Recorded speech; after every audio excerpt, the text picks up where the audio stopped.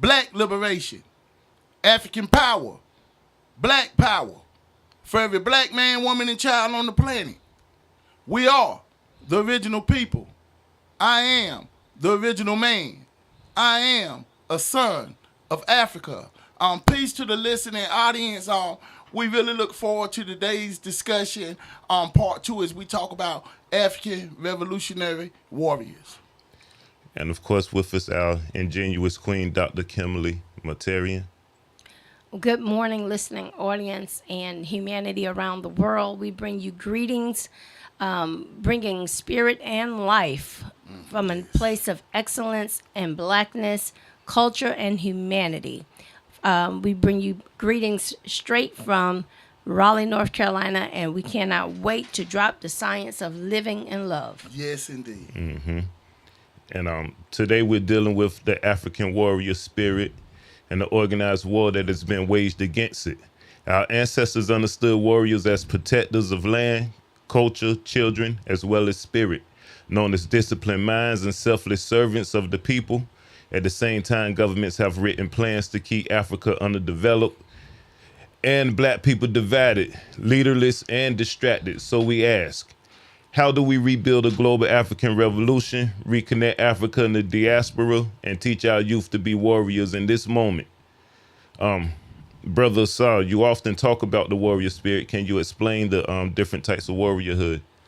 Yes. In the first type of warriorhood, I want to speak about is the warriorhood of being an African man or African woman. And I like to always reference to the oldest book in the world by Ptah, where it instructs us to teach the hearers, those who have followed the ways of the ancestors and listened to the gods, right?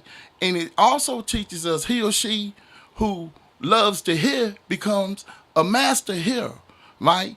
And when hearing enters the ear of the hearer becomes a listener, right? Nothing is better than hearing, because hearing creates goodwill. Here, we're being trained by our ancestors to not only listen to them, but follow their ways, because the instructions are clear, right? The instructions are clear about we as African people are spirit. And when we understand that we are spirit, we understand that we are direct descendants from the Creator and that we're second to none. So when we have that type of knowledge and wisdom, we understand that we haven't always been in this position that we are in. And that's why we study. We study our history, we reflect on it, and we meditate on it. Not just to glorify what our ancestors were able to do, but to take the gems and nuggets that they produced for the world and to apply them to ourselves today, right? And to follow the values and principles and the foundation that our ancestors set for world civilization, right? So that's one form of warriorhood, right? When we know that we African, and also to become a warrior student, or a scholar or a warrior master teacher, like my Baba Akmos, right? So then we had the warrior where we had to be a physical warrior. We had to train ourselves, right? But we had to know, what are we training ourselves for? That's why it always goes back to knowledge and the knowledge of self. Because when we have the knowledge of self, that's when we develop a consciousness and a power to understand our responsibility to ourselves, to our family, to our community, to our people, and to humanity, right? So those are different forms of warriors, and all of them basically work hand in hand, right? Even when you're talking about the scientists, right? How they have to be warriors, but the emphasis in being African-centered and African-oriented is where we have to develop the power, where all of the gifts that we have benefit not only a certain group of African people, but the whole of Africa. It's often stated that until Africa is free, no African is free, right? And we have to get to the point where we truly understand global liberation for all African people, global African power, global black power to offset global white power and global white supremacy. Dr. Kim, you want to jump in? Well, briefly, I want to say that we have a conscious duty to revolutionize both internal and external. We have a roadmap for ourselves individually and responsibility to be mindful of what we think, why we think it, and how to execute. This impacts the entire globe.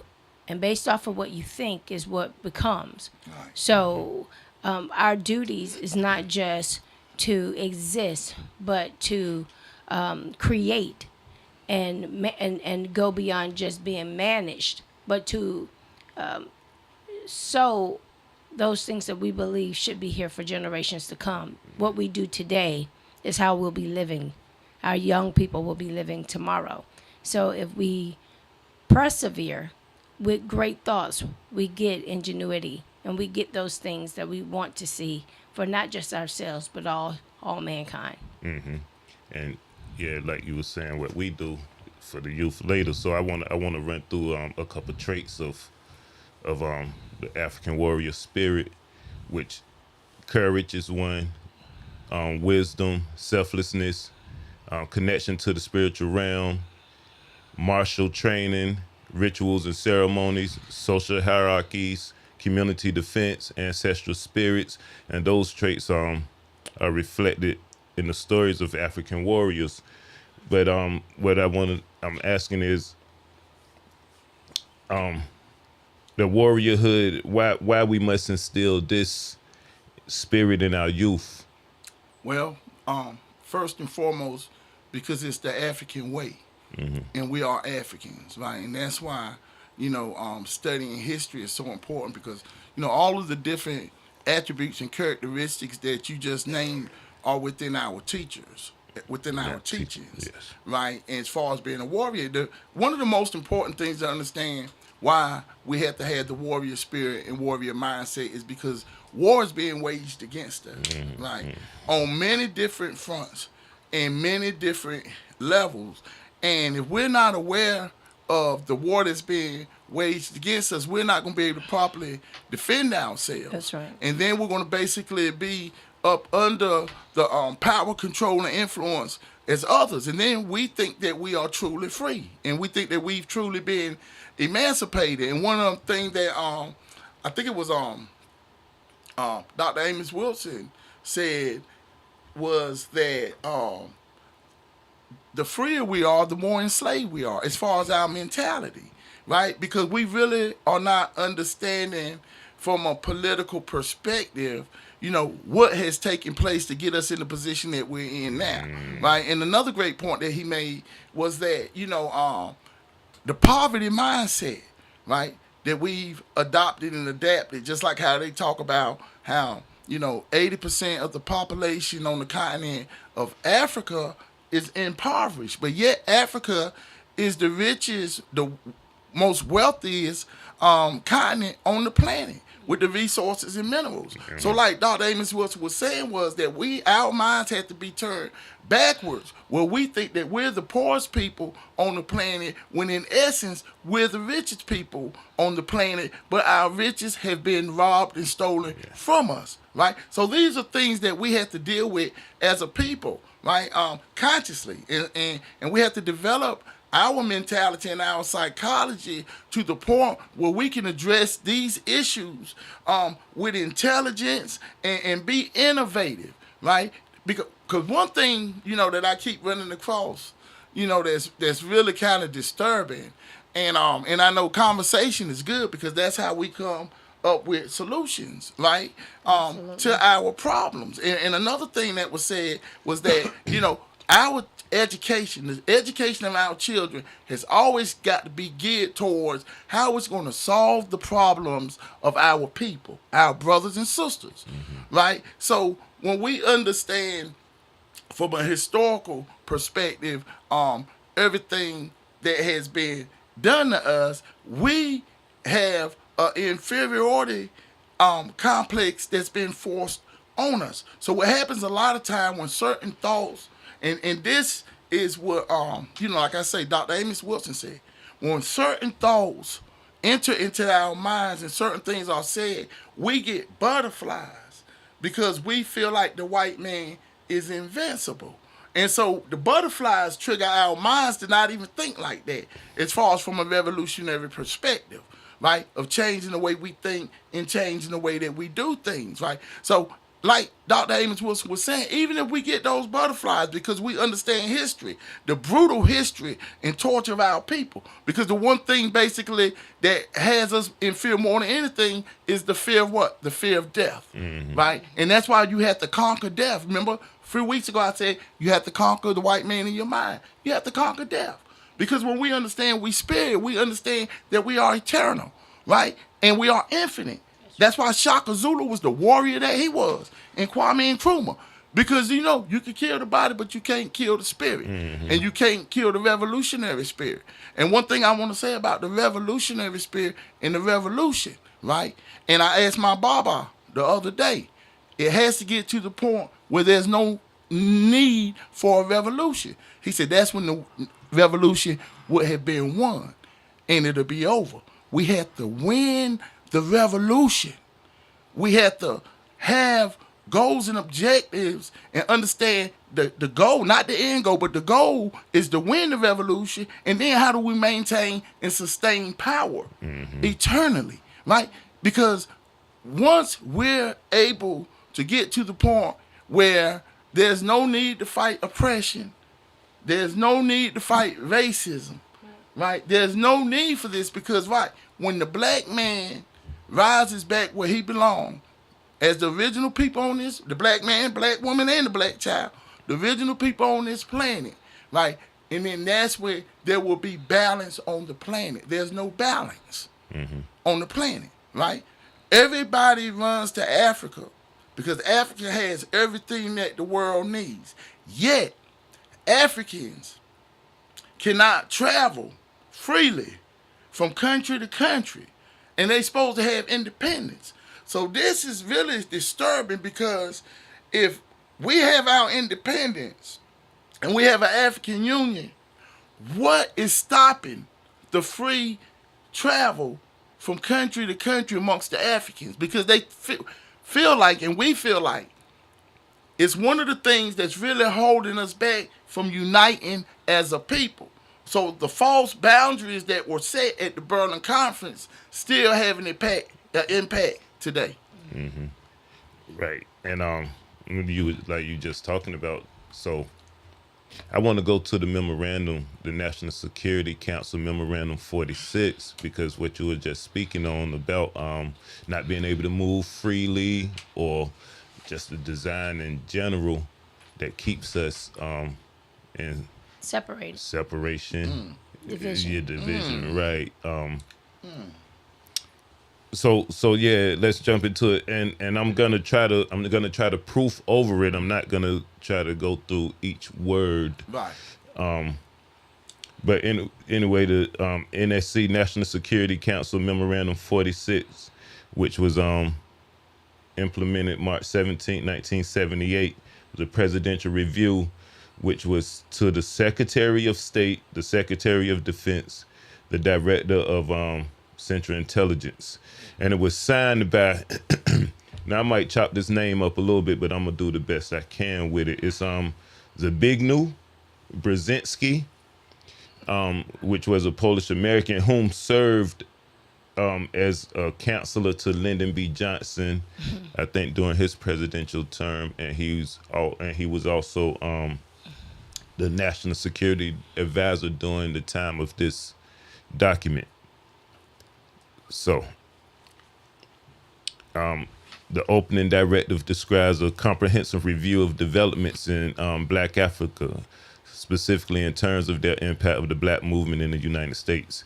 It asks for analysis of long-term social and political trends in Africa, possible contacts between radical African leaders and U.S. Black leaders, and steps to inhibit pressure from African organizations on U.S. policy, which directly links African liberation to U.S. Black struggle. The political interest section emphasizes, this is section 2A, emphasizes protecting access to the enormous raw material resources of South Africa and control over sea routes carrying Middle Eastern oil and warns that hostile Black African states could threaten these. And this is, you were just talking about how they try to oppose the routes or just the free movement. Right. Yeah. It notes that guerrilla wars, apartheid resistance, and instability give communist states ample opportunities, framing African liberation as a geopolitical threat rather than a matter of justice, which is key for intentional underdevelopment and corruption angles. Now we have, I'm gonna go to section 4, and this section explicitly states that African liberation movements can catalyze organizational consolidation and radicalization in the U.S. Black community. It lists likely joint actions, demonstrations, boycotts of corporations linked to South Africa, a Black lobby in Congress, reemergence of Pan-Africanism, talk of an African Republic, and revival of militant formats, all of which the memo threats as dangerous to be contained. Dr. Kim, you want to take that one first? Well, listen, I guess I'm somewhat floored listening to the plan of the European as as it relates to the existence of Black liberation, and how methodical they are when it comes to their strategy, executing their strategy, and even it sounds so similar today, and we certainly hear, not only we hear, but we actually are experiencing the effects of what they put together, 60 years ago, Lyndon B. Johnson. Right. Today we're still feeling those separations here in the States, as well as now, of course, Africa is shaking themselves a little bit from the disunity that was implemented or infiltrated. Let me say that, infiltrated, because, of course, we know that America does not work alone. They find Negroes who are willing to become just as dangerous in the game. And that is one of the strategies, is to extract the resources so that they can use those resources back on our people. When you take away, but then you give it back, that is a form of warfare. And we see that today, even in the Black community, whereby, they've apologized, and I know we can't discuss this enough, but they withhold resources and then tell you that we're going to include you in DEI. Well, perhaps if you just give me what you owe me from the beginning, you don't have to include me. As a matter of fact, I may not even want to be included with you. We probably would want to be liberated altogether from any type of system that is corrupt or manipulative, so that we can have a clean slate mentally and spiritually. After some, it's very hard to detox when you got death on you. See, we're trying to save other people, but we're going down for the count. And at some point, we have to say, listen, it's time for us to cleanse our own mind. Right. Far too long we've tried to be included with the enemies. And one of the Brother Ausar mentioned Kwame Ture. And one of the persons that I've been listening to now is Shahid Bolson. Oh, yes. And he basically gave us permission not to mourn enemies of the soul. Who mourns their oppressor? Right. And listen to how diabolical that sounds, that we would mourn those who have oppressed us. That's right. That we would even consider. What is sad is that, yes, they are human, but liberation is a place of enjoyment. It is a place of relief. So when we talk about national security, that's powerful in itself. Because national security is under a threat if we have folks that undermine the liberation and the freedom of a people and forbid them to come together as one. If my coming together with my brothers and sisters is a threat to you, then you have a psychological disorder. And that is where we should be. We should be not only fighting for liberation, but some people just need to be put away. And that's more than what we could say for a mindset such as this. Yeah. Right.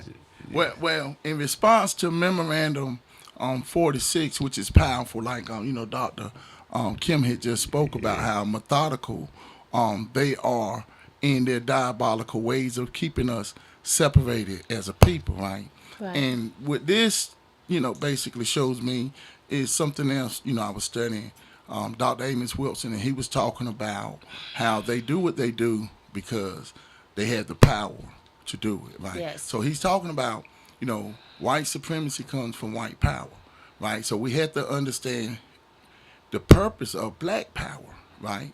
And black power, like I've been taught by Baba Akmos and, Kwame Ture, studying him, is a political statement. It's a consciousness that we have to possess that connects all African people, right? So, and Steve Biko, right, the great freedom fighter who made the famous quote, right, the most powerful weapon in the hands of the oppressor is the mind of the oppressed. He started the black consciousness movement, right?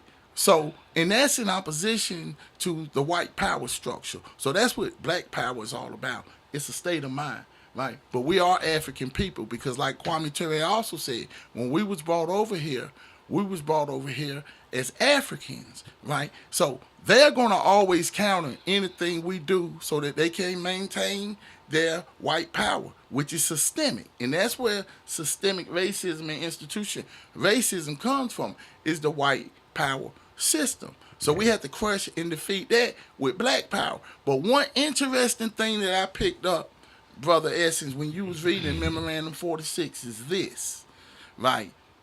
It is so important for us to understand the value of black power. But it shows that they are afraid of black power because they know what black power can do. Because remember, they're talking about the resources in Africa. They're talking about South Africa, which basically produces a lot of uranium, in which they make their nuclear weapons from, right? That's why it's a strong connection between the United States, South Africa, and Israel, right? And so United States has their own form of apartheid, right? And that's why another reason why they supported South Africa the way they did with the apartheid. Like we stated last week, the reason they're so hard on the South Africans, brothers and sisters from South Africa, is because how hard the Zulus fought in the Zulu wars, right? And what they was able to do. That's right. So they know the spirit and they want to crush the spirit. The same with the Haitian Revolution, right? So we all had to become revolutionists in our mind to understand, that we have goals and objectives and that the enemy would do anything in his power to keep us from uniting, as Memorandum 46 shows. But it also shows that they want to keep power and control over us, for economic purposes, That's right? right. Capitalism, right? And that's one thing that we have to do because, any revolution has to be financed, has to be funded, right? But we have to be able to do these things ourselves, right? Through cooperative economics and other measures, right? So we had to study everything. And one thing, that I really appreciated that Dr. Amos Wilson said, right? And we gonna get on the case, and right? And he said that we got to study economics and we got to study power, the structure of power, how to attain power, how to maintain power. Yes. Not only our power, but the power that the enemy has amassed and how the enemy amassed this power. And we have to set our goals and objectives that in order to overcome white supremacy, white power, right, we have to exert black power and we have to neutralize it, right? And we have to balance the power out where we're no longer dominated as a people, because it's it's not only is it unfortunate, right, but it is disrespectful. And Dr. Kim made this point last week to the creator itself, the creator himself or herself, right, to treat the original people in such a manner from which all other people come from. That's so true. Yeah, it's a few more points on the memorandum. It's funny. I'm laughing because we ain't even halfway through the memorandum. I'm over here peeking at it some more, and I'm just floored. Wow. Yes. Yeah, I'm gonna make a couple more points out of it. It was something interesting that Dr. Kim just mentioned just a second ago that they pick and choose certain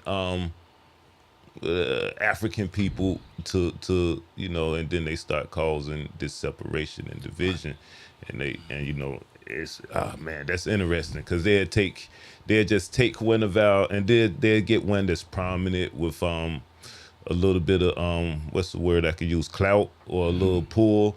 They got a little bit of people listen to them, people follow them, and they take them, and then they'll get them to start a separation.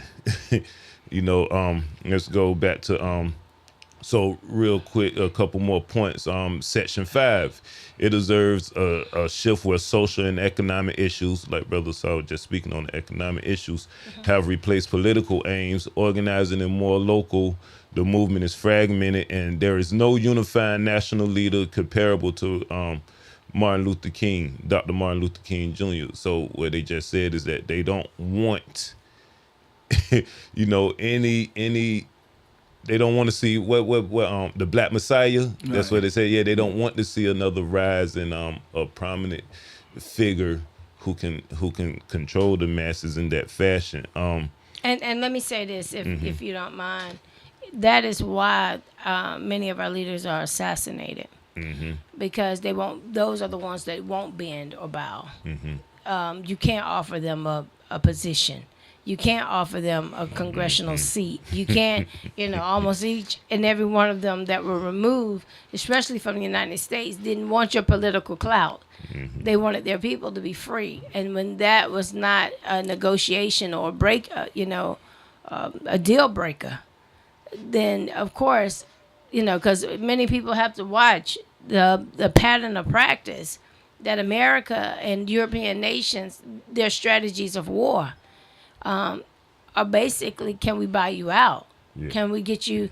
And so many Black people have been purchased already. They go through the schools, they go through the leadership courses, they get a good job, and they basically just take on the narrative that will allow them to maintain the social disorder. I won't say the social order, but the social disorder that continues to break down the Black community.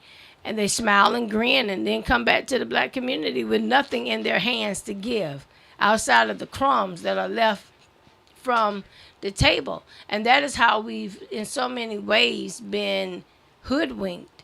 So, many are selling their souls out, not for the revolution, but for the lynching. Yeah, because that often happens once they done sold out so much, and then once they have no more use. Right.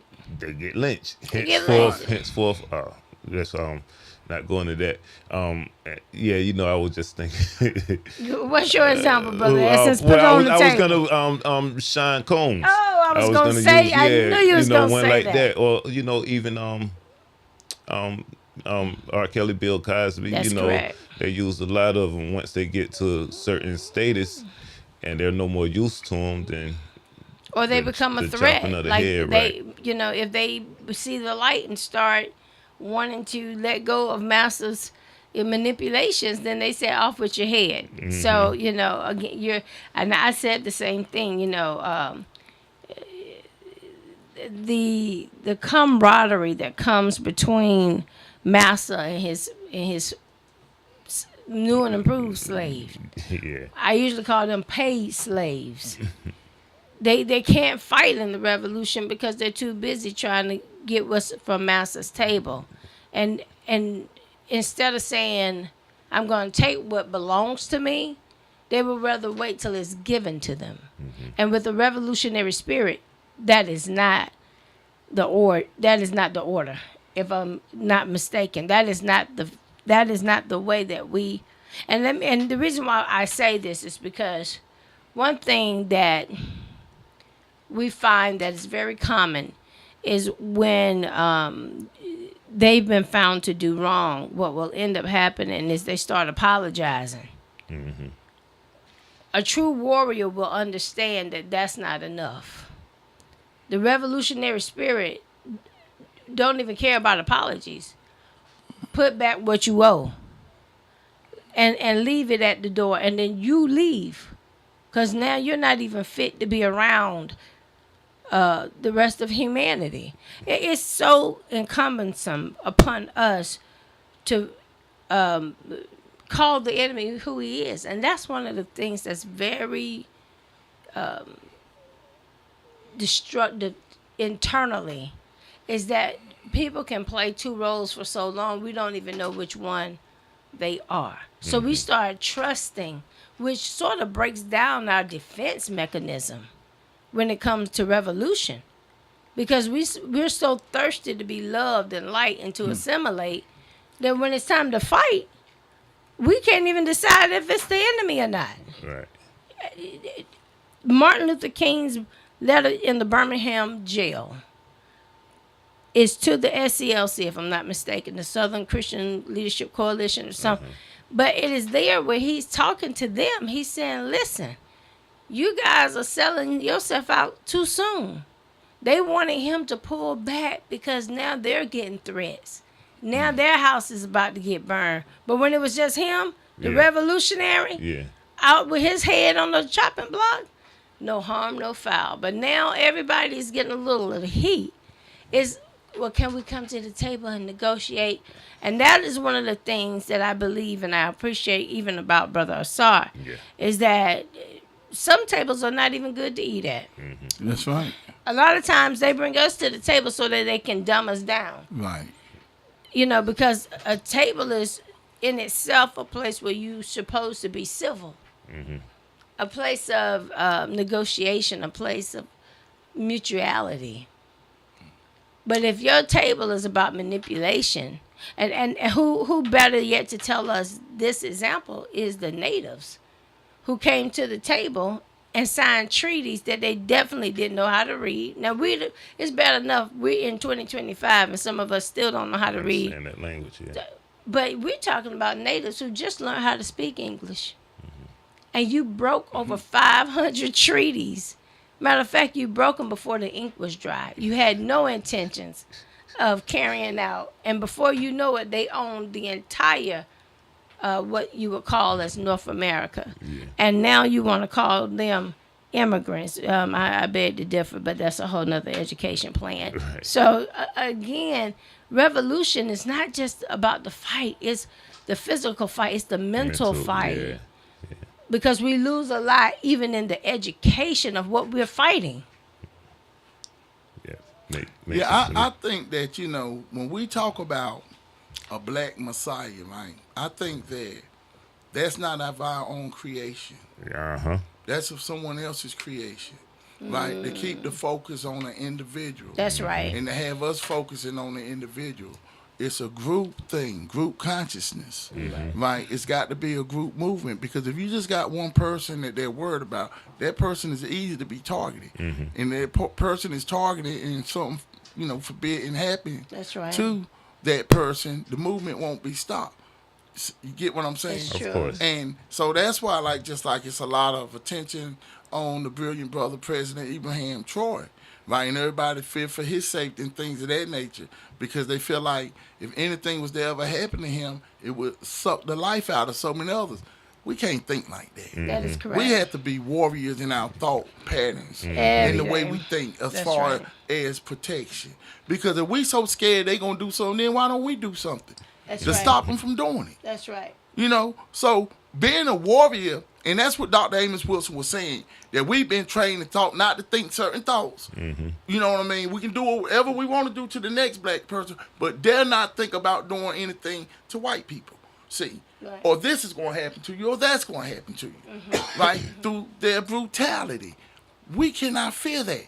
Right? That's why we had warriors like Shaka Zulu. Right? And warriors like Kwame Nkrumah, who called for one Africa, because if we all pull together as one, that strengthens us. It's a reason why they had those false lines of division in Africa to keep us from uniting, because they know what a united Africa would do. Yes. One thing I like with I like a lot of things that Dr. John Henry Clarke said. He says we have got to stop imitating the imitators, right? And he was talking about different groups of people, Wow. right? Wow. Imitators who have stole from us the knowledge that they had, and then they repackage it, and then we want to believe in their knowledge instead of believing in our own knowledge. They right? sold it back to us. They sell it back to us. That's exactly right? what they So do. Dr. John Henry Clarke was saying we have to stop imitating the imitators. Even when they talk about a United States of Africa, he said, that's too much like the USA. Oh yeah. Come up with something original. Come up with something basically innovative that's going to make us proud, all Africans all over the world, right? I was talking to a good brother this morning, Brother Rodney, right? And we was having a conversation about that. And one of the things that he had mentioned was that, not only do we imitate them, right, and try to be like them, we got to just we have to destroy that whole inferior mindset, right, that we have developed. And the only way we're going to do that is to think like Africans, right? We have to start thinking like Africans, right? And the only way we're going to do that is through studying, because all of these things have been taken out of us. So we're not criticizing or blaming our brothers and sisters, but we still have a responsibility to ourselves and to our children. Another great thing I was studying Dr. John Henry Clarke and Dr. Ben was talking about is teaching our children history. And what will we teach our children, right? The only thing we can teach our children is what we know. And if our knowledge is limited, and then what we teach them is going to be limited, That's right? right. That's why That's we right. have to understand the infinite nature Come on. of African thought and African education Come and on. African culture, right? Yeah. So that we can pass this information down The to older- our children. You know, I hate cutting people off. Though. I'm gonna cut you down because that's one of my questions. Oh, Yeah, I want to get that answer from you, but but let me first. I want to know, first of all, because it's obvious that we need a global African revolution, but how do we connect the Africa and the diaspora to form this global African revolution? well, it's being done now Uh-huh. on the numerous fronts, and Yes. that's a great thing. Dr. Erikana Chiabor-Quo, the former ambassador for the African Union to the United States, formed the organization ADDI, African Diaspora Development Institute, right? And basically, they're connected with countries in Africa, sharing knowledge, information, resources, right? And not only with Africa, throughout the diaspora, wherever we are, in the Caribbean, Brazil, we have to have a way of sharing knowledge and information and correct news. Right, I found something I had sent to Dr. Kim. I sent it to you too, about a young sister in Africa who is basically just delivering incredible information. Right, so she's connecting with the diaspora, and the continent. And I really like the way the sister reported the news of what's going on in Algeria, as far as how basically they was talking about how slavery and colonialism, imperialism, how that was a crime. Right, and that they have to be accounted. It's criminal, and they have to be accounted for. Yes. So reparations and repairs are due to all African people, right? And they want this, written in history. Yes. Right, so that everyone to know that everything that's happened to us, and we can teach our children the truth. It was a crime against humanity, And it still is a crime. and the things that are taking place today still a crime. And one thing we also have to teach our children, right? I give my Jake Baba Atmos, Dr. Elijah Mickle, a whole lot of credit. Sometimes it take a while to start to really understand things. It takes years sometimes. That's right. And that is that we've always resisted and we've always fought, right? But they don't want us to understand that. So when we teach our children how we've always fought, they understand that they have to fight. And we have to fight for liberation and independence, right? But this is the one thing we have to understand, because we cannot keep spinning wheels. And that's why I stated earlier, at some point we have got to win the revolution. That's right. And gain power, maintain, and sustain power. That is correct. And like Kwame Ture said, power starts at conception. That's right. Right? It starts in the mind when we first conceive it. Dr. Amos Wilson said, abstract thinking is so valuable and important for our children. That's why they don't want it in the education system, where our children will be able to understand and see, right, the value of black people, Africans connecting all over the world, right?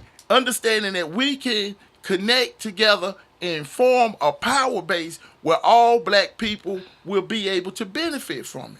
Right? So they want us to see things that are in our face, right? They want us to see the red, white, and blue flag, but they don't want us to see the African flag. We have to be able to provide the proper knowledge, information to our young people to understand our history, in its proper context, and understand the revolution in its proper context, and the reason for the revolution, the reason for knowledge, the reason we had to learn, the reason for education, to make things better for all black people, not just to be able to know our ABCs and 1, 2, 3s and understand chemistry, even though we need to understand all those things. We have to have scientists all across the board because we're the original scientists on this planet. That's right? But the one thing we have to do, like Dr. Amos Wilson said, is study power. Dr. Kim, you want to? Well, Brother Kevin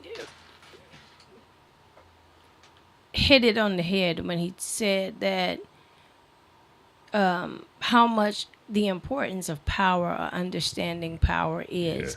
Yes. And, and understanding your enemy and how he comes at you. Yeah. Because believe it or not, we wouldn't even know what resistance was if we didn't have an adversary. Okay. We would be comfortable. And that still doesn't equate to creativity.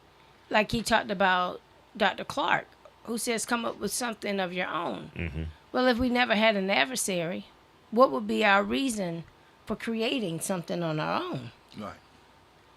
At this point in time, even where we are right now in history, if we don't create something different, we would be a fool looking at who we are now under management and governance. If we don't come up, what will it take? How desperate do we have to be? Our ancestors had to fight through the enslavement and the bondage 150 years ago.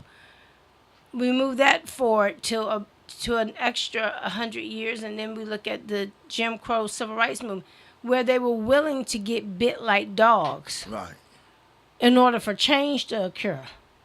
Well, it is 2025, and we can talk to aliens with our cell phones. And from 1965 to 2025, what have we come up with that is uniquely different, that classifies us as the African people I got you. Yeah. that deserve their own liberation? Because as long as we are dependent upon our adversary to give us liberation, we will be fighting for it for the rest of our lives. We must develop something that says we can no longer ask permission. And if being with you equates to no liberation, we will gladly disconnect. Again, we don't want to make these decisions because we have been trained like puppies how to obey the oppressor, even at our own expense and detriment. I'm an educator. I understand that your county is called Wake County. I cannot reemphasize this enough. Wake is the name of Margaret Wake, a slave owner. Her name is over everything in this county, from the library to the hospital, to the school system, to your court system.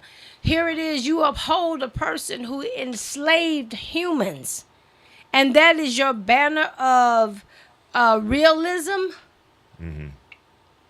Then don't ask me why the disparities in health is something wrong. Right. Don't ask me, Dr. Kim, why do you think we have the highest infant mortality rate when you continue to keep the person's name on the head of your banner who didn't even believe we should have had health care unless it was taking care of her? Again, we're asking for something of our oppressor that he was never built to do.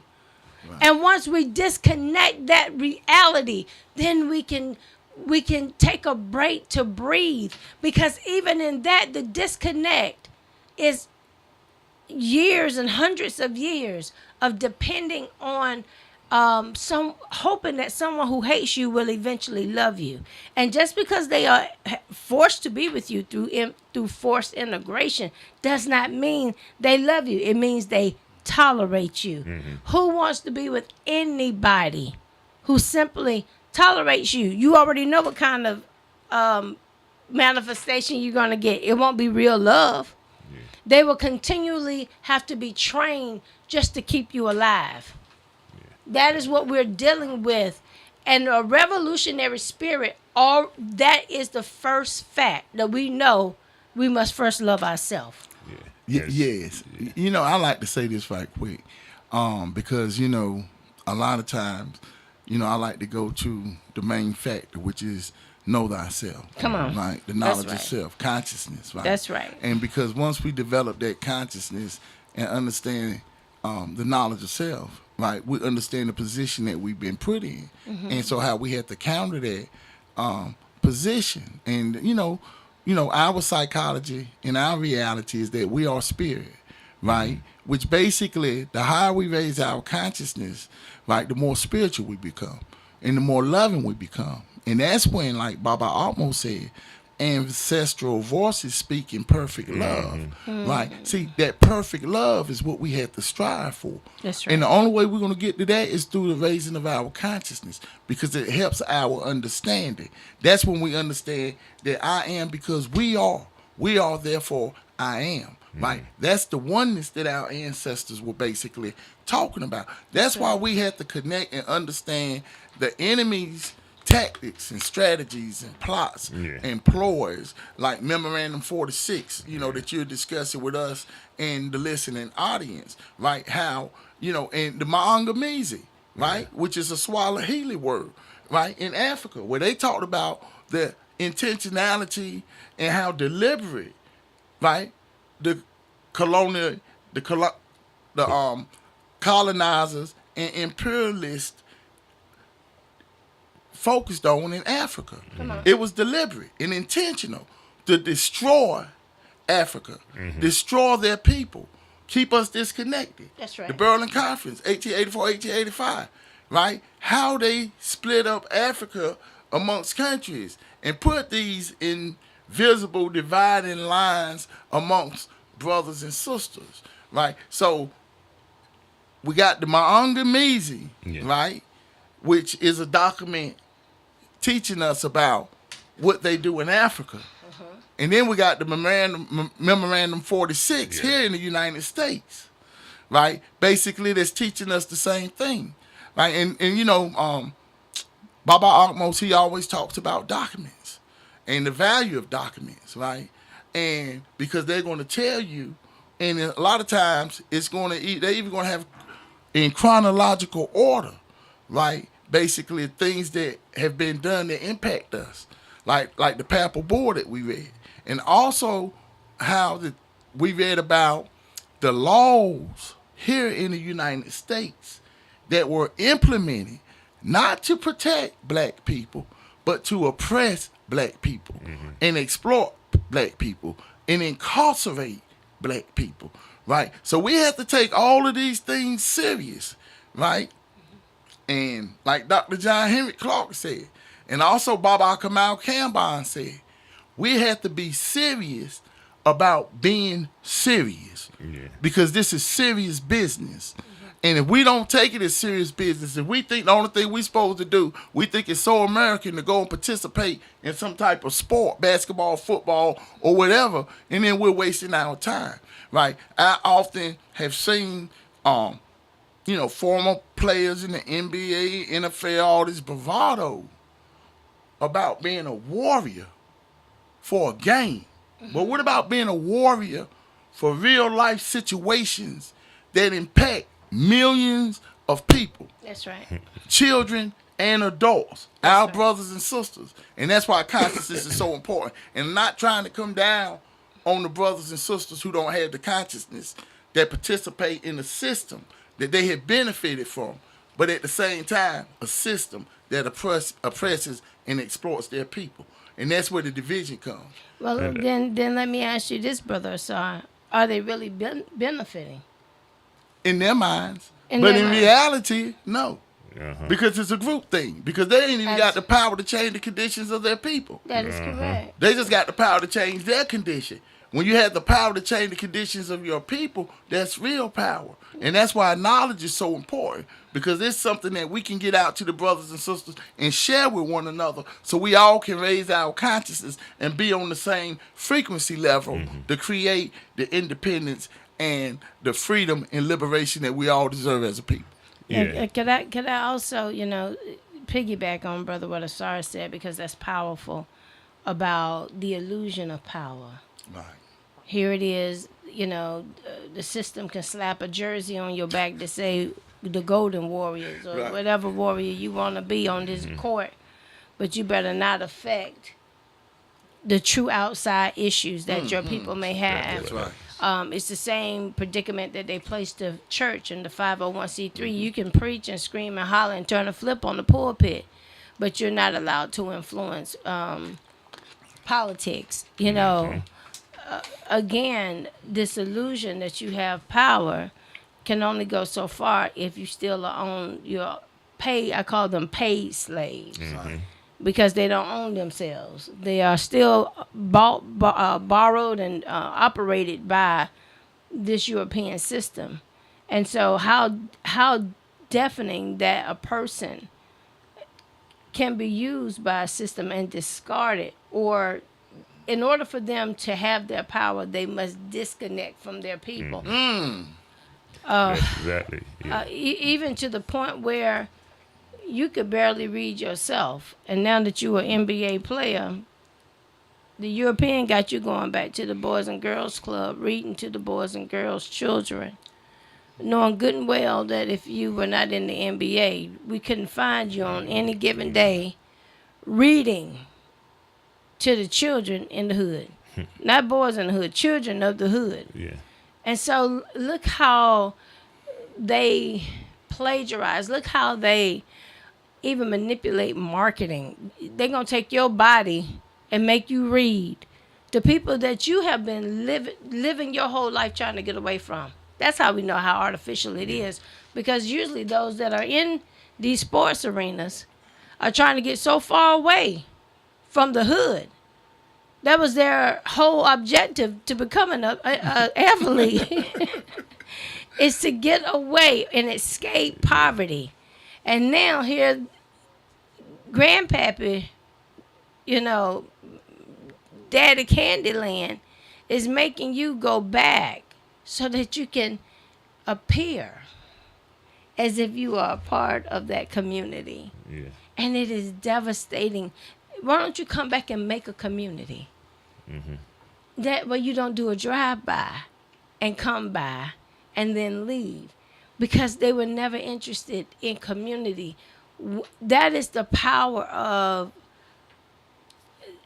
understanding on one scale the power that you have, but understanding the truth about what power is.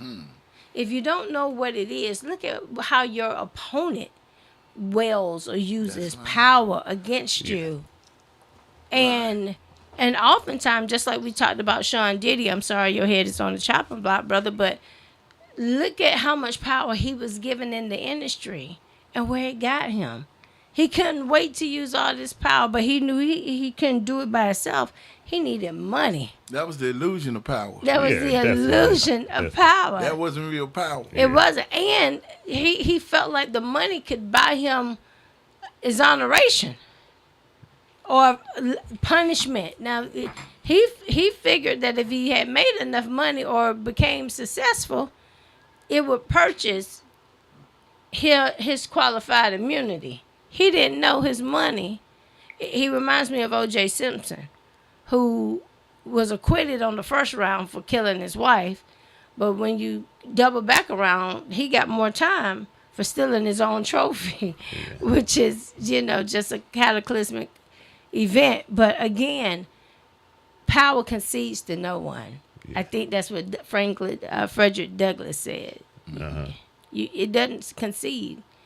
Power has to be taken. And one thing about it, like you said, it's an illusion of power, because once once you try to implement it, or once you try to use it in a way that will benefit the community or our people, then that's when your head go on the chopping block. That's when they take you out. Because if I'm not mistaken, Sean Combs was starting to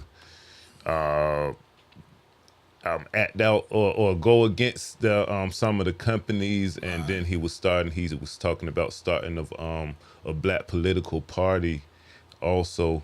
And once you start trying to unite and connect like that, that's when they take they show you that power that you got is not your power. So that brings you back full circle to Dr. Amos Wilson. He's talking about learning the benefits of power, the true education of power. And y'all, I was listening to Dr. Amos Wilson earlier today also, and he was just speaking on everything that y'all was just saying. He was just speaking upon it, like the mythology that they install in us. Yes. So me and Brother Ausar was speaking this morning. We was talking about 2026 rights of not the rights of passage, but KCSSU collaborating with the literacy program at Shaw University. Right. And we was talking about we at the same time teaching our children to read and comprehend better, but we're gonna start giving them black educational, African cultural, and black power books to do that for that literacy program. So that's what we're gonna go into it at that fashion. So just saying that. So what would a global African revolution mean to humanity and this planet Earth? That's Dr. good. You want to take that one first? Yeah. Because you always talking about humanity. Yes, I do. Right? Yes. Well, I think it's healing. I think it is the perfect and the original purpose for humanity, because the conflict has to start within you. Okay. And when we start talking about having to, like Brother Ausar said after talking to Baba, that when we cease to fight, when we cease to, war with one another, then the revolution is over. And it is our divine purpose to settle that score. Yes. We are the origins of humanity. Why would it not be incumbent upon us to make sure that there is a system that does not fight over food? Excuse me? We didn't make food. We didn't have a concept on how to make a peach. That is something given divinely by the Creator. So why would we fight over something? And why would we exploit it or take it away from someone from eating? That's a sociopath. Right. And we have to, dismantle those mental illnesses that come from the lack of. And I do apologize if the environment that you were raised in produced scarcity. But that is not a truth. That is only your fact. And that is why, as African liberators or Africa is not just a place, it's a mentality. That's right. And it should be able to, and I always say that I'm little Miss Wakanda. Right. That wherever I am, I should be able to bring resources. Right. Because I can't eat the whole apple tree. I can only eat one apple. Yeah. We ate some apples this morning. See there? See? Amen. And and if you need if apples cure cancer, then why do I need to go through your PPO, HMO, and be a hoe for the industry just to heal? Right. This is why exploitation and capitalism has to collapse. I know they hate the word socialism, but guess what? You are social if you make sure that your brother eats and experiences healing. There is no way that, the good book or whatever, it says that we should treat other people the way we want to be treated. And there is no way that we would charge anybody a pill to live. Mm-hmm. If I know you need to live, why would I charge you when I don't own the ground it came from? Right. All healings come from the ground and from the tree, of which we do not own. If you would not, America, Europeans, if you would not have slaughtered the natives, they would have taught you how important it was. See, we can learn from everybody. Yeah. They would have showed you that how important it was only to take what you need and pass the rest. Mm-hmm. But instead you exploited it and made a whole industry out of who can have it and who couldn't. And then call what we do criminal. It's not criminal. It's catastrophe. It's chaos. It is the breakdown. So they create a social chaos and then criminalize us when we don't comply. That is a mental illness that we have to eradicate out of society. And that is why the revolution is so important, because we're not just revolutionizing Africa across the globe. We are setting the tone for how humanity will operate on this planet. We are the mothers, not only of a continent, that's right, but a way of life. Yes. Okay. A education, a philosophical and a spiritual diaspora that everybody was called to adhere to. And I know most people don't like it. I miss Kim. I want my own thing to do. But go on and do it until you find the right way. Mm-hmm. And that is what we are here to do, is help guide you so so no one goes lacking, because there is no need. Yeah. Shout out to the African warrior queens. Yeah. Also. All of them. Thank you, my brothers. Yeah. Brother, can you please ask that question again? Yeah. What would a global African revolution mean to humanity and the planet Earth? Well, it's going to mean a lot once we win the revolution, because what it's going to do is it's going to bring truth, justice, and righteousness to the planet. Order, balance, harmony, reciprocity. It's going to bring Maya, our original African teachings, right? The scales will be balanced once an African revolution is won. But this is one thing that we have to be honest about, right? Because I love going to the 10 virtues of the initiate, right? Number 10. Have the ability to distinguish the real from the unreal. That's right. Right. So for us to have a global revolutionary movement and win, the first thing we have to do is stop fighting amongst ourselves. It's true. Okay. Right? It's true. Because how can we really have a successful revolution if we murdering each other? Right? So that's one thing we have to get under control. Not only in Africa, but also in the diaspora, right? The way we war with each other here, right? Now, one thing, because they war about religion, right? But I don't think, and I ain't going to say I don't think, I know that religion is not the way that's going to liberate us from the type of liberation we're talking about, right? Because it's going to take more than that, because that's one of the tools that's used that divides us. So we have to have something that's going to bring us together and unify us, right? Now, if religion was practiced the way it was intended to be practiced, and then all religions could come together, because everybody would have respect for everybody and how they choose to worship the Creator. That's true. Because if we all was worshiping that sun, right? And we chose our way of worshiping the sun, it'll still be the same thing, the sun, where we get our light and energy from, right? See, that's why religion's not working, because it's too divisive and it's not unifying. We need something that's going to unify us, right? And like Kwame Ture said, the one thing that we can all unify around is truth. That's true. Absolutely. Right. Truth don't change. Right. Right. Yeah. And I think, at the end of the day, I think the more conscious you are, the more tolerable to others you become.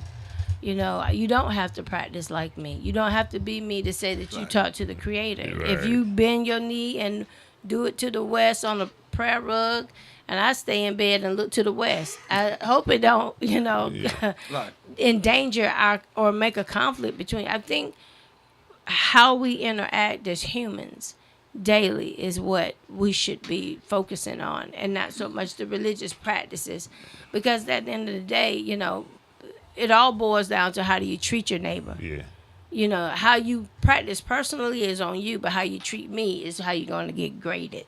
Mm-hmm. And not just religion, any other separatory entities. Absolutely. Yeah, Absolutely. Well, like Dr. John Henry Clark has said, stop imitating the imitators, right? He was, and kind of made me smile when he said it, because I talk about the boule too, the fraternities and the sororities, right? So it made me feel like, okay, I'm on point, right? Because they're used in a way to help sustain a system that's oppressive and exploitative, and they know this, but like they have taken a position that they would rather join sides with the oppressor than to challenge the oppressed. Because I've never seen, I'm not saying that brothers like W.E.B. Du Bois and Paul Robeson, I know that they stood up and fought, for our brothers and sisters in liberation. And that's one of the things that I know that the fraternities and sororities, they were really set up, just like the gangs were set up to supposed to be able to help benefit our brothers and sisters. So I don't come down on them, because just to come down on them. But they have a responsibility, right? Because these are the same ones who are supposed to be the talent in 10th in the Divine Nine, right? So if you're supposed to have all of this knowledge and able to help change the conditions of your people, then do it, right? Don't just do it for yourself in the group that you're a part of. And that's what Dr. John Henry Clark was saying. Here you are imitating the Greeks, who are imitating the Africans, right, from Kemet, or what they call, Egypt now, ancient Egypt, right? And you're thinking that you're looking down on your own brothers and sisters and your people, because you think that now that you've studied Aristotle or Socrates that you have some type of profound knowledge. But you haven't even studied Ptah or Imhotep or any of our great scholars and warrior scholars, right? So you're looking down your brothers and sisters, from an anti-African and an anti-black standpoint. Now, when they enter the fraternities and sororities, they so young they might not know what they're entering into. Right. Just like the military. agree. That's why they like to get us when they're young. Oh, I that's fell good. into that trap Listen. and went into the Marine Corps. Come on now. You get what I'm saying? That's yeah. why it's our responsibility to educate our brothers and sisters. Even the boule. That look here, we have a responsibility. You look at the county manager. You look at a lot of the people in the top positions in local government. These are brothers and sisters that are part of the boule, the fraternities and sororities. And you got to pull and tug to try to get them to do anything. They're not going to do anything, right? I know this. I've had meetings with them, right? So it's not to come down on them just to come down on them, but they have a responsibility. I'm going to turn my whole body this way and just look off into some la-la land. Brother Ausar said they will not do anything. Right now, oftentimes I'm asked, well, Dr. Kim, what are you working on or what have you? And that is exactly what we are working on. Brother Ausar is addressing, because let me say this, and I dedicate this statement of whom to one of those who I spar with often, Deidre McCullers, who who often says that really the system that's broken would collapse if we stop believing in it. That's right. Oftentimes it's the well-trained Negro. That's right. Yes. The miseducated Negro. It is Sambo at its finest that uphold white supremacy or white whatever this is, and it stays in power. It's almost like a lottery that somebody has to play it in order for it to be believed. And we get played often because we still want to believe that it works. But even at our belief, it often costs us.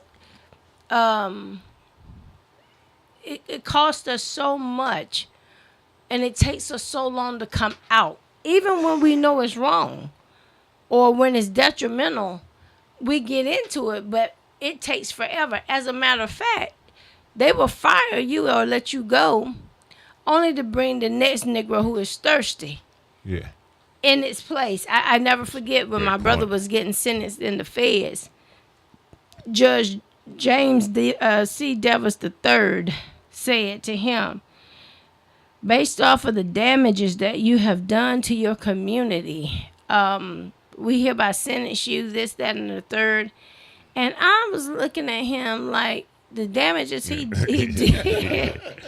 Right. I was going, are we in the same world? Right. And my thing was, you said it as if getting him off the streets would change the community, right. community. Do you know how many young men are waiting for his slot That's right. to pick up his connect, hoping that they can get to the connect that he had? You haven't done anything. And it's so diabolical as he sat there and spewed out this rhetoric, because that's exactly what it was. He must have forgot that Ronald Reagan and his boys were the first gangsters who allowed, along with Richard Nixon, the very drugs that my brother and them sold 30 to 50 years later. So, I won't say that, but this is just a big old racketeering scheme.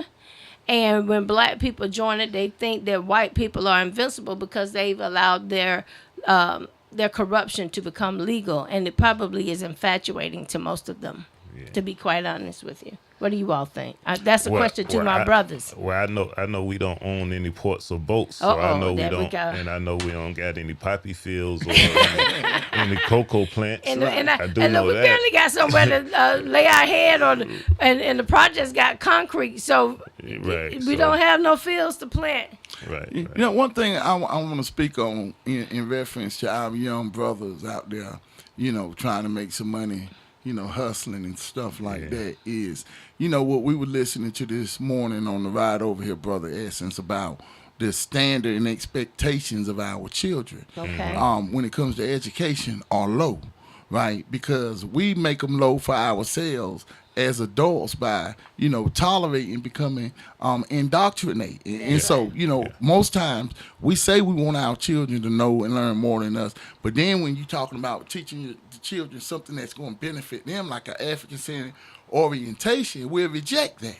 Because we don't see the value in it. Yeah. Because we've been stripped That's good. of our cultural values. That's right? good. But to go and tell a Chinese person not to learn Chinese culture, or go try to tell a European child not to learn European culture, right? So, that's why when Dr. John Henry Clark and Baba Kamal Kamban said that we have to be serious about being serious, we have to be serious about our education. Yeah. And we have to really have high standards of expectations for our children so that they can feel that.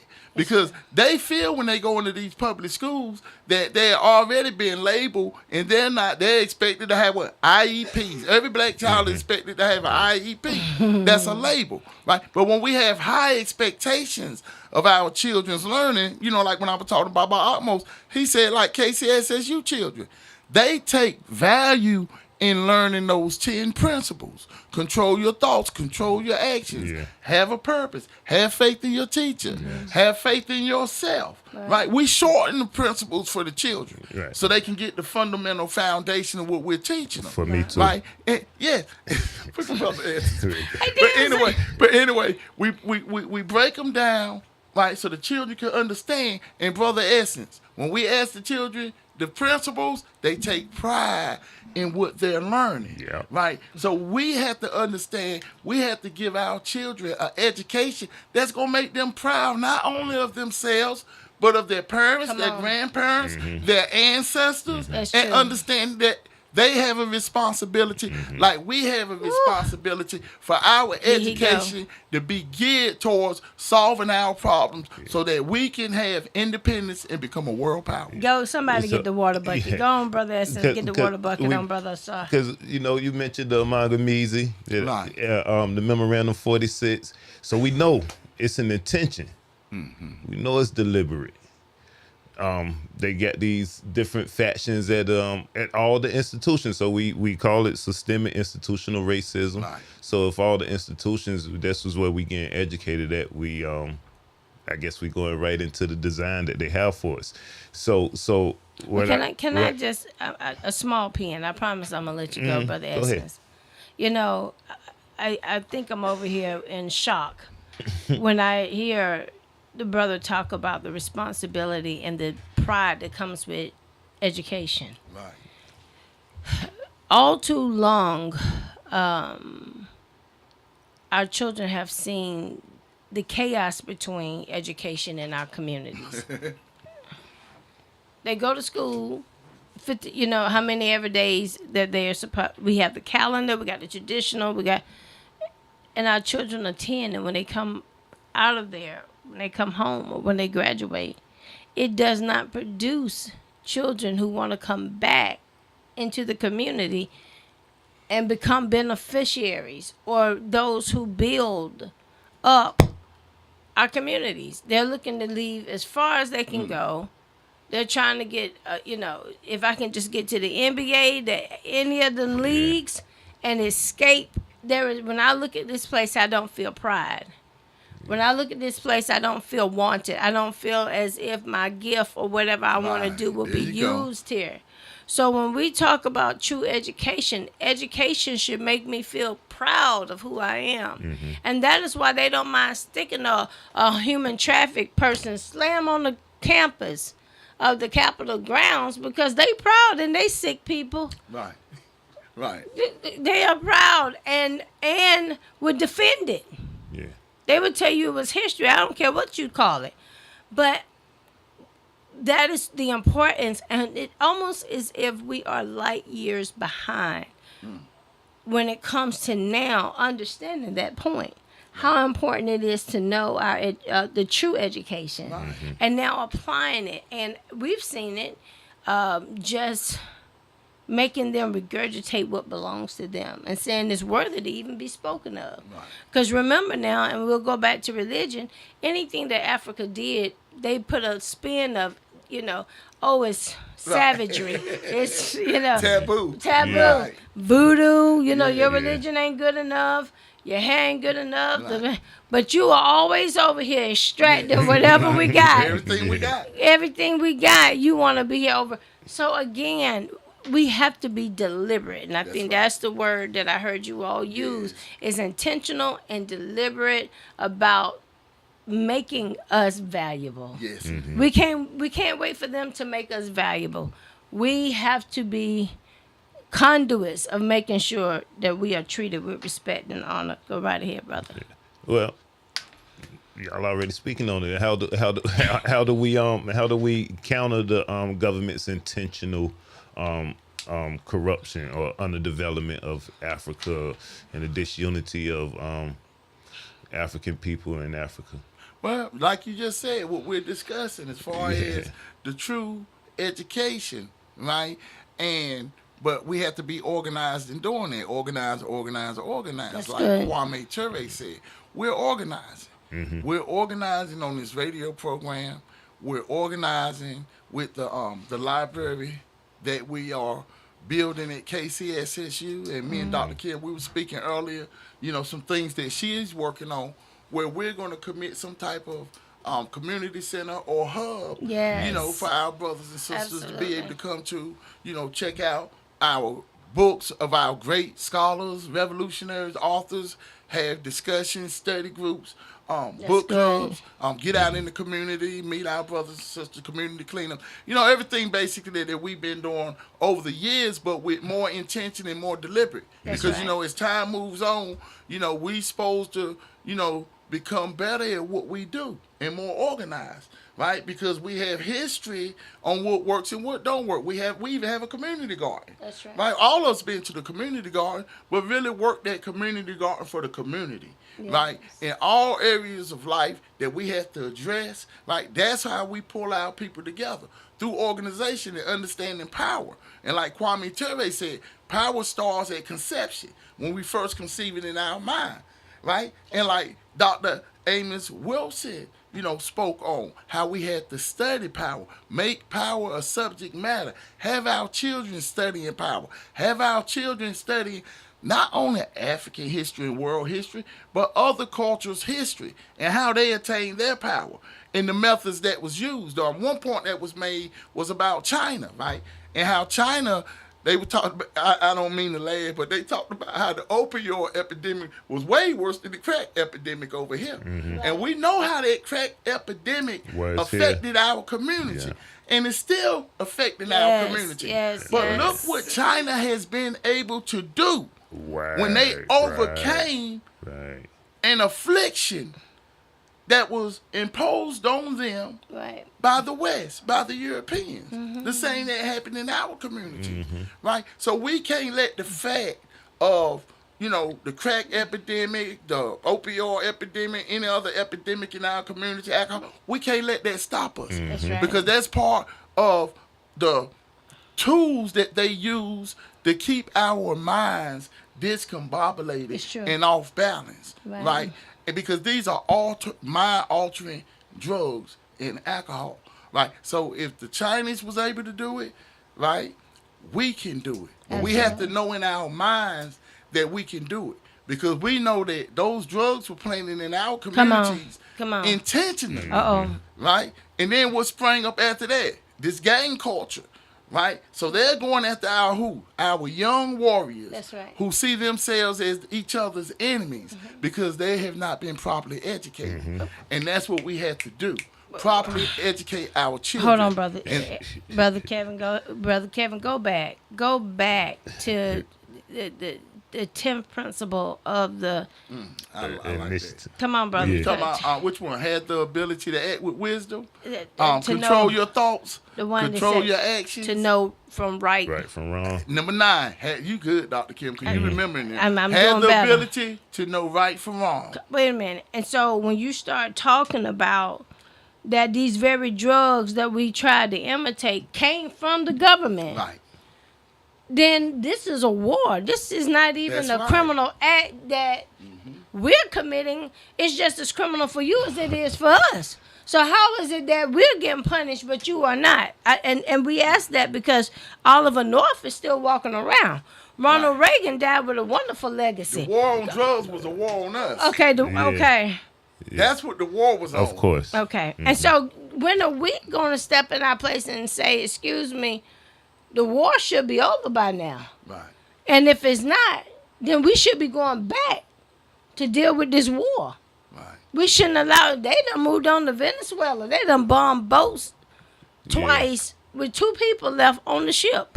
But the war on drugs was also a war to lock us up, the school to prison pipeline. No, definitely. All of these Right. things are connected, right? Every last one of and, them. and that's why we have to be warriors That's right. with a revolutionary spirit. That's because right. we don't have not one of our children, right, to sacrifice Yeah. That's right. for these people's greed, for capitalism. That's right. Right? How they build these industrial complex, prison industrial complexes. Yeah. Right? The private ones where they make money and everybody want to go and they want to build a prison because they want to lock people up. Right? Because they already guaranteed that we can get you this amount of many inmates. That's right. That's why they play the percentages. Come on. Like when I went to that one conference that the Alphas had when they was talking about how to stop violent crimes in our communities.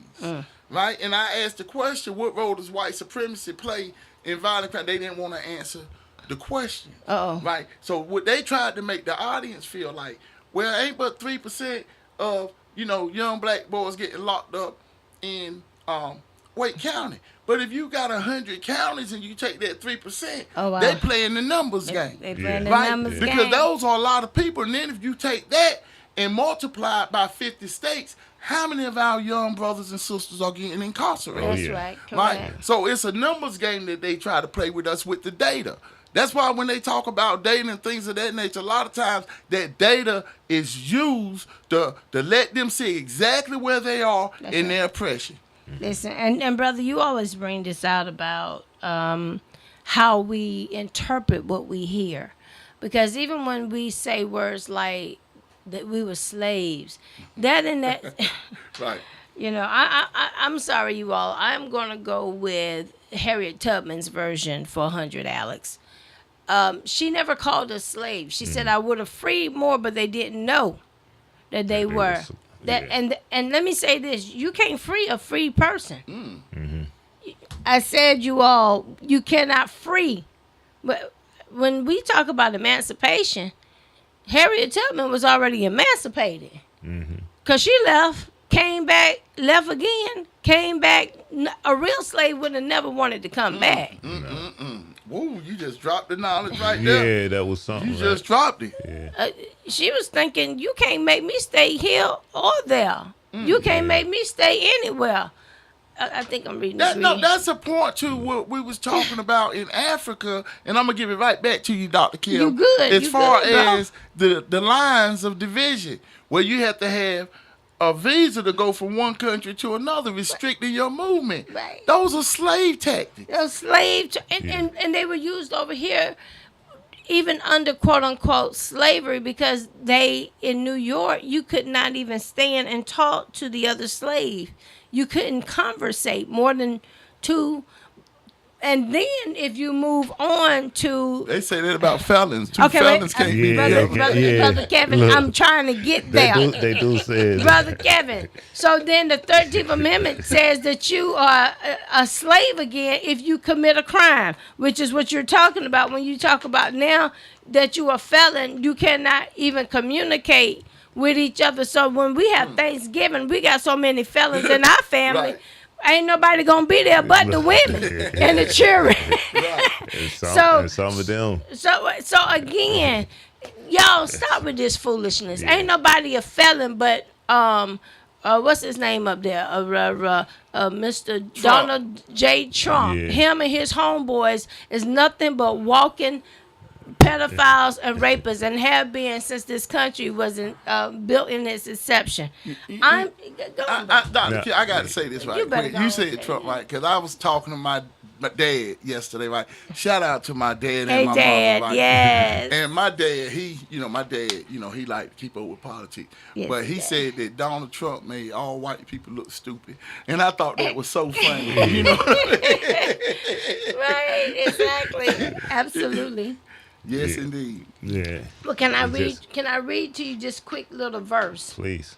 by John Ehrlichman, and he regarding the war on drugs, and he was the administrative assistant to Richard Nixon during his administration. Ehrlich. Ehrlichman. E-R.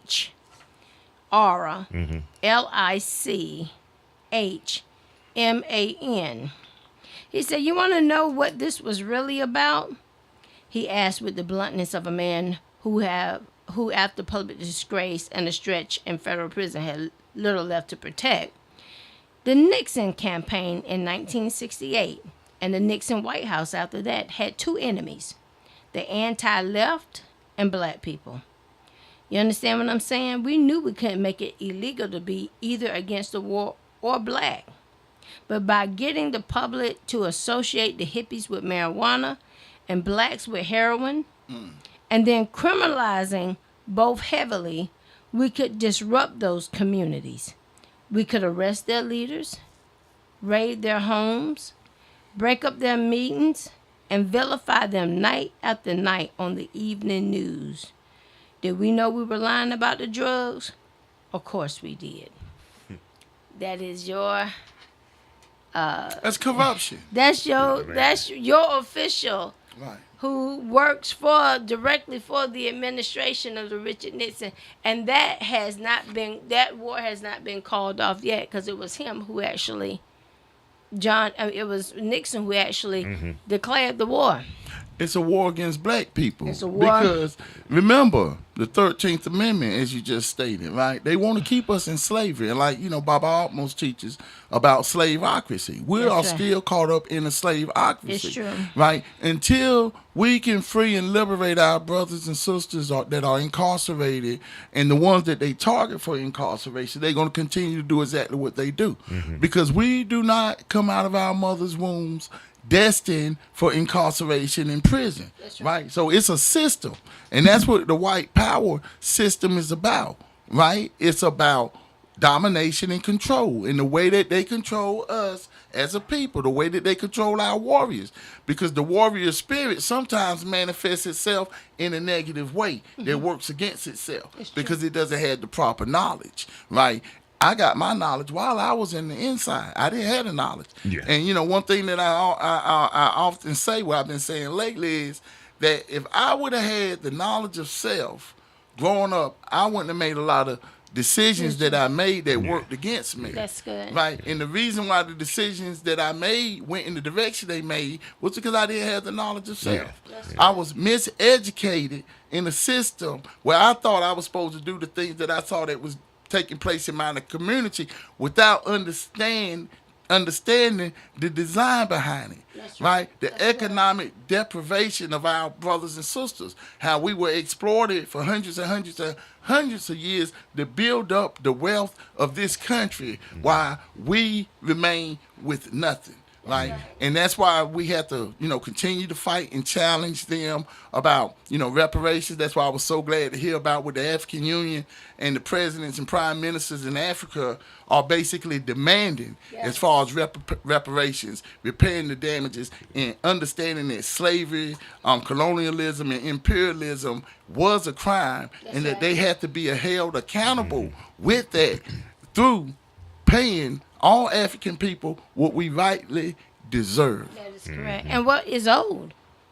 Yes. And let me say this, and we should not be paying anything else into this system, Right. because we're already owed. That's the other damage of mental disease that happens when you oppress a people, is they still continue to act like we're together, and we're really not. And that is a horrible illusion that you're paying into a system that is paid to abuse you. Which means you're really financing your own abuse. Yeah. And I got to say this about reparations, right? Because, see, reparations to me isn't just about us receiving Finance. compensation, That's right. finances, Yes. and things like that. Because reparations is also including stopping institutional systemic racism, global white supremacy, That's right? Exploitation in Africa. Right? That's right. Reparations is getting all foreign agencies out of Africa so that Africa can control its own resources and minerals and our own power and create real power. Reparations really would be for us to be able to truly see. To me, reparations wouldn't be complete if we're not liberated, and there's no need for a revolution anymore. I agree. Right, just to give us something to say, okay, here, we repaid y'all, but we still in the same position we are. Yeah. And Mentally. it's not true reparations. It's true. Reparations is to stop all oppression and exploitation of black people all over the world. Yes, absolutely. And the systems that allow it to be. Remember, because Yes. it's packaged Yes. in a system. So they can pay us back all the money they want, but if the systems are still aligned to right. do the destruction, that's what most of the arguments of economists are, is that if we paid everybody, within days that money will be given back to the oppressor, because we didn't change our Right, minds. Woo! Yes, And we that's did right. not create nothing different for our monies to be funneled into collectively. Right. We would have so many cars and rims and weave, Kim, come on. Okay, well, I'm Nah, sorry. I mean, that's absolutely true. But you know what? And at the end of the day, even that would be our prerogative. Right. Because we would have to purge our system of never having. We would overeat, eat, because we didn't get enough to eat, or we would have to go through that process of dysfunction and detoxification. and then go, okay, now what do I want to do? Who am I, and what do I want to be? Yes. Because for so long, all the economics shaped the way we thought, or shaped the way who we wanted to be, and now we no longer want to wear it or want to look it. We want to become it. Right. That way and that's a change. You go from 400 years of trying to get back value. Of course, all of my teeth gonna be gold. Every last tooth, the cavity gonna be gold. Cause I'm trying to get back the value that was stolen from me. Now that I have the value, who am I with all the superficialities? It sort of reminds us of the Adam and Eve. When we came in this world, we came in naked and unashamed.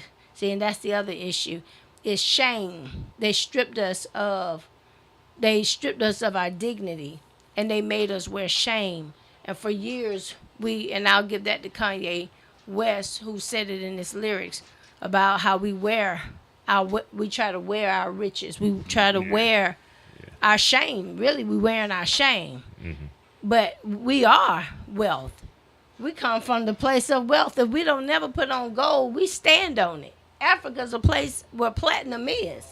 Where uranium, why do I need to wear it when I walk it, live it, be it? Right. Mansa Musa understood that. Right. I can give it away because it's under me. When I sleep, I am wealth. Right. Yes, indeed. We're not trying to become something. We are something. That's right. And we have to teach our children.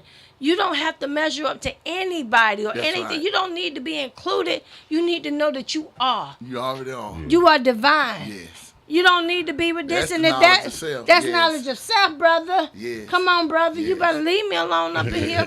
Okay, go ahead. Yeah. Well, yeah, we moving right along because y'all right on schedule, because that's exactly where I wanted to get to. What being that the youth is our future, what must we teach and tell our children? African descended children, and y'all been tapping on that all along. I wanted to try to, I tried to hold it. That's okay. Hold it off earlier, Brother Kevin. But we know history is important. Political education, the love for Africa. It was something else that I heard y'all mention already today. Global consciousness. Yeah. So I think it was something like diplomacy or something too. But go ahead. I'm well, sorry. brother, I think that you just read everything basically that we need to do with our children and teach. And we've been doing that at KCSSU. You've been teaching at KCSSU about like the Nile Valley civilizations, like the Nile River. You taught the children, the length of it, basically what it did for the economy, the benefit of the water, learning about, the geography of Africa and the diaspora, right? And, the books of knowledge, that we're collecting are dealing with, all of these subject matters about Africans, about the, about the Aztecs, the Olmecs, the Africans in Cuba, Venezuela, over here in North America, the United States. So, the Mau Mau, the revolutionary. So, I just think that teaching the children history, true history, not fabricated history that George Washington chopped down the cherry tree and said, I must not tell a lie. But teaching them, right. That's the type of garbage they want to teach our children. Right. The handicap our learning. That's right. Right. And that's all it does. But when we teach on Imhotep, right, and we teach about, our great queens like Queen Nzinga, the warrior from Angola, that fought the Portuguese, and all of the other great African brothers and sisters that are still even here today. That's right. On the planet, right? We got warriors right now in Africa going at it. Yeah. PLO Lumumba, right? Julius Malema of the Economic Freedom Fighters of South Africa, right? And many more, where the spirit continues. Yes. Right? And they fear these brothers, right?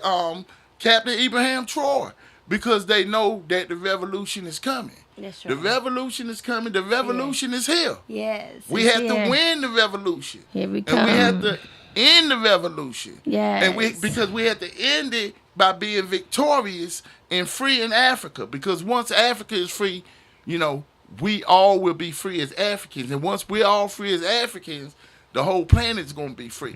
Because that's when we're going to be, see, when we unite as a people, that's when we're going to be at our highest consciousness. That's right. Right? Because then that's when we're going to understand what our ancestors laid down for us. And not only this, I think this is a point that really needs to be made. How, as Africans, not only were we able to develop civilizations like throughout humanity, but maintain them for tens and tens and tens Yes. of thousands of years. Yes. So when we understand the short 500-year plight, even though it's been painful and hurtful, that's been taken on by us over here, once we win this revolution, we can return back to being kings and queens on this planet Yes.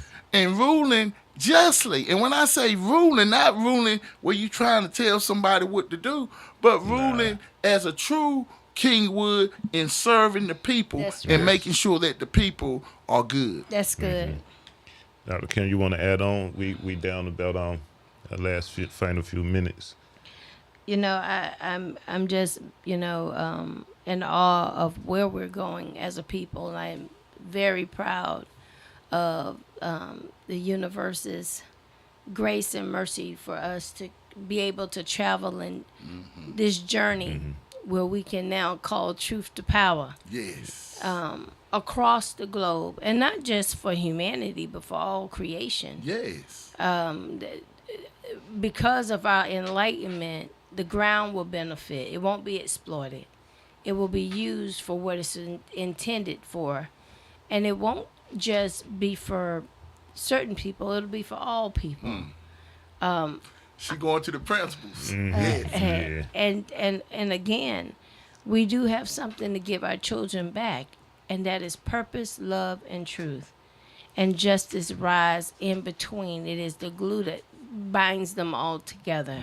It is why we love, and is what we love, Yes. and why we continue together. And so I'm honored.